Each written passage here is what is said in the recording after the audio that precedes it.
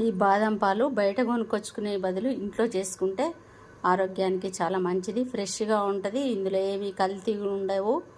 మంచిగా చక్కగా ఇంట్లో చేసుకొని తాగండి. మీరు కూడా ఈ ఎండాకాలం చల్లగా తాగండి. 1 లీటర్ పాలండి ఇవి. స్టవ్ మీద పెట్టుకుందాము, వేడి చేసుకుందాము బాదం పాలు చేసుకోవడానికి. బాదాము నానబెట్టుకొని పొట్టు తీసాను. ఇవి మిక్సీ పట్టుకుందాం. ఇది కుంకుమ పువ్వు. ఇందులో కొంచెం నీళ్ళు పోసి కొంచెంసేపు ఉంచుకోవాలి, కలర్ బాగా వస్తుంది.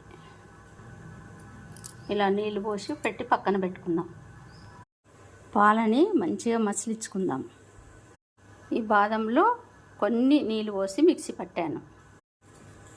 ఇలా కొంచెం కలుపుకొని ఇందులో బాదం ఇప్పుడు మిక్సీ పట్టుకున్నది పోసుకుందాం.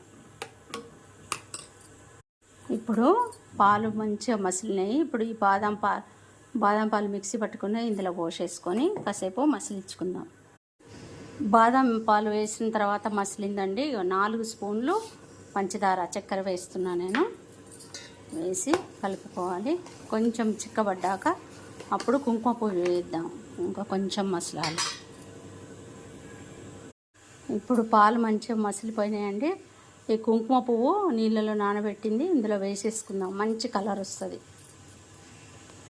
ఇప్పుడు మంచి కలర్ వచ్చి మసిలినాయి పాలు. ఇలాచీ పొడి వేసుకుందాం. కొంచెం ఇలాచీ పొడి వేస్తే టేస్ట్ ఉంటుంది.